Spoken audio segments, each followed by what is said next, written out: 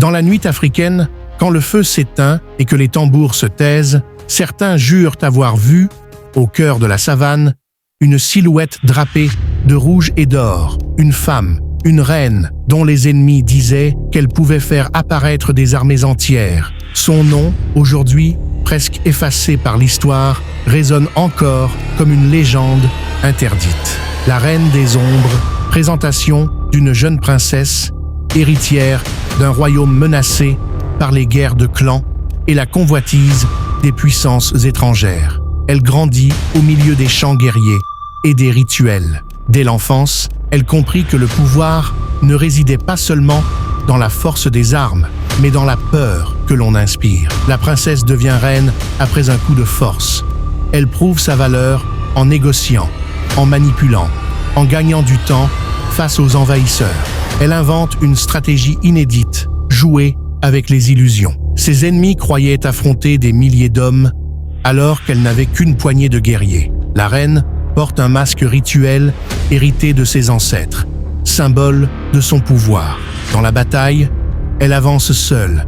Ses ennemis voient derrière elle des silhouettes fantomatiques. La reine est autant stratège qu'illusionniste. Était-ce de la magie? Était-ce de l'illusion ou le pouvoir de la peur lui-même? Nul ne sut jamais la vérité. Les colons européens arrivent avec armes à feu et promesses d'alliance. La reine joue sur deux fronts, la diplomatie et l'intimidation. Elle envoie des messagers chargés de crânes peints en or aux chefs ennemis. Voici ce qu'il reste de ceux qui m'ont défié. Pour elle, chaque négociation était un théâtre. Chaque bataille, une scène. Et son peuple, les spectateurs d'une pièce écrite dans le sang. Parmi ses proches, un général jaloux vend ses secrets aux envahisseurs. Une nuit, la reine est encerclée dans son propre palais. Mais au moment où l'ennemi croit tenir sa victoire, les torches s'éteignent, même trahie, la reine utilise une dernière fois l'illusion pour disparaître. Le lendemain, on ne retrouve ni son corps, ni son masque. Certains disent qu'elle s'est échappée vers les montagnes, d'autres qu'elle est entrée dans l'ombre elle-même. La Reine des Ombres ne fut jamais capturée.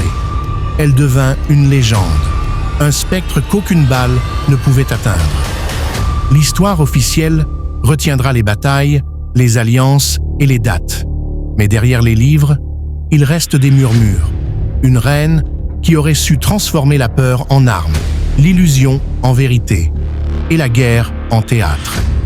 Alors je vous pose la question, était-elle seulement une femme de chair et de sang, ou bien l'incarnation d'une idée, celle que le pouvoir, parfois, ne réside pas dans ce que l'on est, mais dans ce que l'on fait croire aux autres? Si cette histoire vous a captivé, dites-moi en commentaire. Croyez-vous que la Reine des Ombres ait vraiment existé, ou n'est-elle qu'un fantôme inventé pour hanter nos mémoires? Et surtout, abonnez-vous pour découvrir d'autres récits où l'histoire se mêle à la légende.